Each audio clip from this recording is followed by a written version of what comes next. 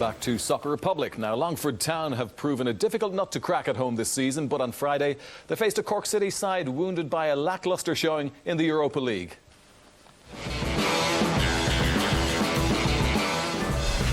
A dreadful night in the Midlands, but credit to the Longford groundsman for a brilliant surface as both teams tried to play. Cork City with an early chance, Liam Miller with the shot from distance, which warmed the hearts of the large travelling support. Longford were positive too, and the City wall did its job here, before Mark Salmon's follow-up was headed clear by Dan Murray. John Cofield a relieved man to see the danger averted. From the corner, Willie Tyrrell's header wasn't that far away. It was from a Cork corner that the visitors struck, Kevin O'Connor's dangerous delivery, and Stephen Beattie with a debut goal for the Leesiders.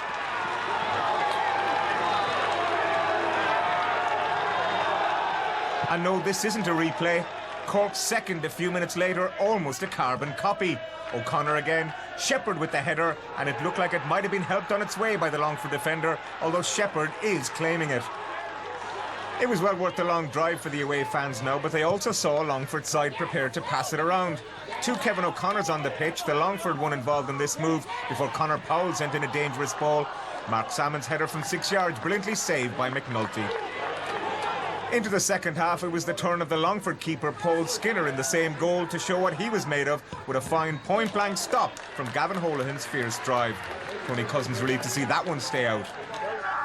In an entertaining contest, Holohan again threatened, this time Beattie's header blocked by Skinner's left leg as the follow-up from Cork's Kevin O'Connor flew over. Salmon was very far upstream when he was dispossessed here by Gary Buckley. And the City midfielder made great strides forward, untouched before delivering a fine ball into the path of Mark O'Sullivan. No offside, he had plenty of time and space to pick his spot and make it 3-0 in the ever-worsening conditions. Longford, to their credit, kept plugging away, and a measure of their efforts was the amount of corners that Cork City conceded. The town kept at it though, and Gary Shaw, who'd spent the earlier part of the day in Sligo working at the FAI AGM, had a shot from the edge of the box, which Mark McNulty needed 3 touches before he safely gathered. There'd been some suggestions that City might have suffered from a European hangover following their exit from the competition in Iceland, but they were certainly tenacious in the tackle, and Liam Miller showed a touch of class to put Shepherd away, and his simple finish made it 4-0 on the night. Certainly no doubt who that goal belonged to.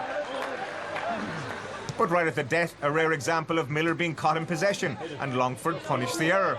Dean Kelly, with the aid of a slight deflection, powering a consolation shot past McNulty to leave the score at the finish, Longford Town 1, Cork City 4.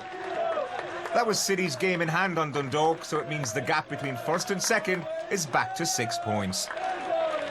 Yeah, it was great for all the front three, Mark, Beats and Shep. It was great for the three of them all to score, and I think the pleasing thing was we played really well and our passing, our movement was good, and we created lots of chances, so we're very happy with that.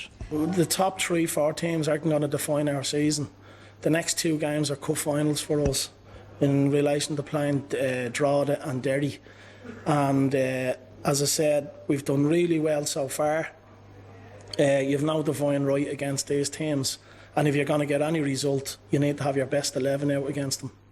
Yes, it certainly was an excellent performance by Cork City at the City Calling Stadium, taking the 3 points in fairly emphatic fashion. We'll talk about the Cork City performance shortly, but first of all, Alan, from Longford Town's point of view, it's been acknowledged here in the programme that they have had an excellent return to the Premier Division, but it's a matter now of being consistent and getting back to picking up points, isn't it? It is, yeah. I'd agree with Tony. I'd pick up on a couple of points he said in the interview there. I'd agree with him in the sense that they have done very well since they've come up. As we said, they're sitting 7th position, top of that mini league that's down the split in 2, but they've lost 4 of their last 5, so they have, Peter, and that'll be the worry for them. Last week they were 3 down in Sligo, they were 4 down against Cork on Saturday night, so the wheels have come off a little bit, but that also coincides with the losses of Pat Sullivan, Pat Flynn, some of their older players, and when you have smaller squads as some of the lesser teams do, obviously they're being stretched number wise. You see the amount of kids he's had to play in the games as well, so they are being stretched, but so far he can take a lot of positives how well they've done, but as you say, it's about continuing that now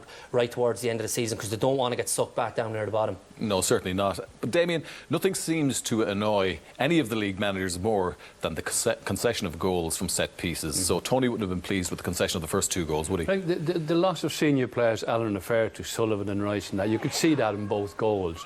I mean, they're not the biggest players. Beattie, they're coming across all on his own. And the same here, Carl Shepherd at the back post. Not big players, and yet they cause havoc in the dressing room. Those goals decided the game and made it very difficult for the home team to come back, but also underlined the fact that experience at the situation Longford are in is the most vital part of it. And the sooner these experienced players come back, they will elevate the performance levels of the team again. And we can't emphasise that enough. But at the end of it, I think it's a very valid point Alan is making. They've got to rediscover the winning formula that they had earlier in the season, because the longer that goes away from you, the more difficult your campaign becomes.